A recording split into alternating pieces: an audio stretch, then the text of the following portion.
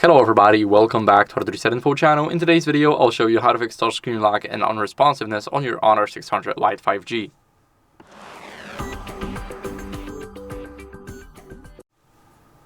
So first, what you guys want to do is clean your screen. So this is very important because if your screen is dusty or it's basically moisturized by something and it's just dirty, then it can lead to unresponsiveness or just being unresponsive at all.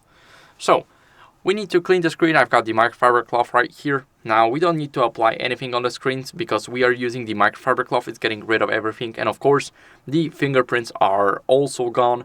So let me quickly take the phone up. Now let's go over and give it a little clean. Make sure to not go hard on the device, just make sure to clean it entirely. And as you guys can see, you won't be able to spot anything. It is clean. And after we clean our screen, what we want to make sure of is if you got a screen protector and it's not applied properly. So my screen protector is actually applied perfectly and I got no issues with it. But if you guys have issues with your screen protector, make sure to remove it and replace it. Now, what you guys want to do next is simply go over and take off the case. It can also put your screen in danger because we got the case that can cover the bezel, so the dark part between the screen and the side of the phone. It can easily cover this and it can go over into the screen, and as you guys can see, you won't be able to do anything at all. So I cannot click on anything. I can just go over here and I can't even leave.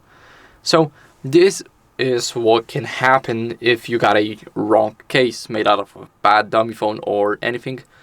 And now what you guys want to do next is simply restart the phone. So press the power button and the volume up button. Now tap on restart and tap again to restart the phone. Now the phone is restarting, and I'll see you guys in a second once the restart is done.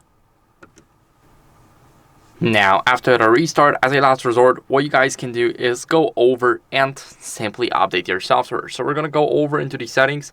Now in those settings, we're going to swipe down and go to System and Updates. Click on Software Update, and it is automatically checking for updates. So as you guys can see, we got the result. I am on the latest version.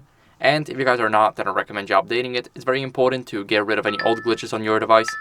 So that's basically it for the video. I hope it was helpful. If it was, then leave a like, subscription, and a comment, and I'll see you in the next one. Bye.